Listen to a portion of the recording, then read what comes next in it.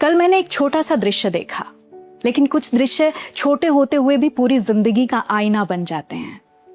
मेरे सामने एक माँ और उसकी बेटी बैठी थी। माँ अपने मोबाइल की स्क्रीन पर उलझी हुई थी। उन्होंने मुस्कुराकर बेटी से पूछा, बेटा ये कैसे करना है? बेटी ने बिना सिर उठाए जवाब दिया, मम्मी आपको समझ नहीं आएगा, रहने दीजिए। बस इतना ही, कोई झगड़ा नहीं, कोई ऊंची आवाज नहीं, लेकिन इस एक वाक्य में आज की पीढ़ी की सबसे बड़ी बेचैनी छिपी हुई थी।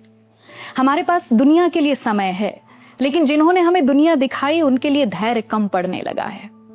सोचिए, कभी यही माँ थी जिसने हमें चम्मच पकड़ना सिखाया था, फिर पेंसिल पकड़ना, फिर किताब, फिर जिंदगी। जब हम एक शब्द भी ठीक से नहीं बोल पाते थे, तब उन्होंने उसे सैकड़ों बार दोहराया। जब हम चलते चलते गिर जाते थे, उन्होंने हमें उठाने से पहले कभी ये नहीं कहा कि तुमसे नहीं होगा। जब हम एक ही सवाल 10 बार पूछते थे, उन्होंने कभी जवाब देना बंद नहीं किया।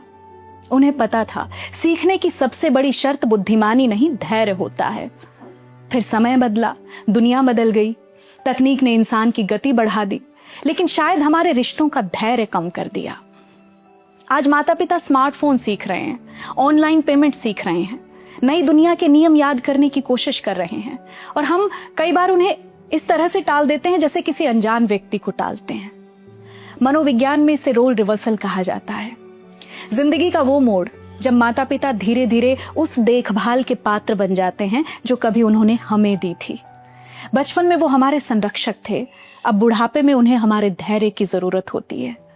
ध्यान रखिए, उम्र सबसे पहले शरीर को नहीं, आत्मविश्वास को कमजोर करती है। जब कोई पिता बार बार पूछता है कि ये कैसे करना है, कोई माँ कहती है कि एक बार फिर से समझा दो, तो वो सिर्फ तकनीक नहीं सीख रहे होते, वो इस बदलती दुनिया में अपने लिए थोड़ी सी जगह बचाने की कोशिश कर रहे होते हैं।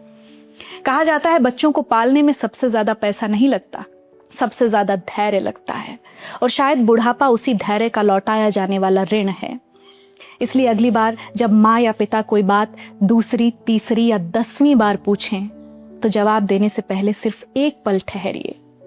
याद कीजिए कि कभी आपने भी माँ कहना एक दिन में नहीं सीखा था, कभी आपने भी जूते के फीते पहली बार में नहीं बांधे थे, कभी आपने भी उंगली छोड़कर चलना एक ही कोशिश में नहीं सीखा था। तब उन्होंने आपका हाथ नहीं छोड़ा था। आज उनकी चाल बस थोड़ी धीमी हो गई है, रास्ता वही है, बस इस बार उंगली आपकी है और सहारे की जरूरत उन्हें है। क्योंकि जीवन का सबसे सुंदर चक्र यही है। बचपन में उन्होंने हमें चलना सिखाया था, बुढ़ापे में हमें बस उनके साथ थोड़ा धीरे चलना है।